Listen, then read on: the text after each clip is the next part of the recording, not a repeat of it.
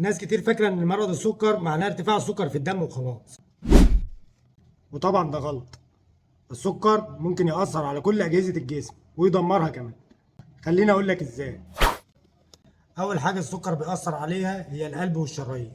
السكر بيزود لزوجة الدم وكمان بيجرح في الشرايين، فبيزود فرصة الإصابة بتصلب الشرايين، يعني جلطات قلب ومخ وضغط عالي.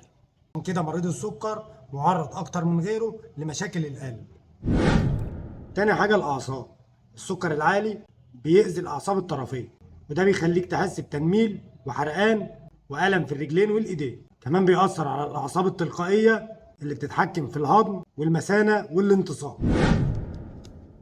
أما العين فدي مشكلة كبيرة وبتسبب له حاجة اسمها اعتلال في الشبكية، واللي فيها الأوعية الصغيرة اللي في العين بتبدأ تتأثر، وده بيضعف النظر، ولو مهمل ممكن يسبب فقدان البصر، وكمان بيزود احتمالية حدوث المية البيضاء والمية الزرقاء.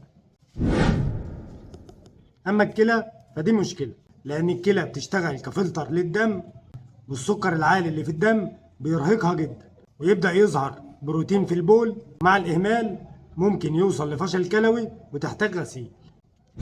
أما الجهاز التناسلي والجلد فالسكر بيسبب ضعف في الانتصاب عند الرجال، كمان بيسبب فرصة الإصابة بأمراض جلدية وأمراض فطرية، وده عند الرجالة والستات.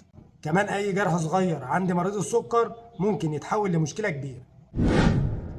أما المناعة فالسكر بيقلل المناعة، وبيخلي مريض السكر دايما عرضة للإصابة بنزلات البرد والعدوى الفطرية والبكتيرية على الجلد والتهابات في المسالك البولية. الخلاصة من كل ده إن مرض السكر مش مرض بسيط، ولو ما ظبطتش سكرك كويس فالسكر هيبوظ لك كل أجهزة جسمك. لكن لو اهتميت بأكلك وظبطت سكرك وعملت تحاليلك بشكل دوري ومشيت على نصايح الدكتور هتعيش حياة طبيعية وتتفادى كل المشاكل دي.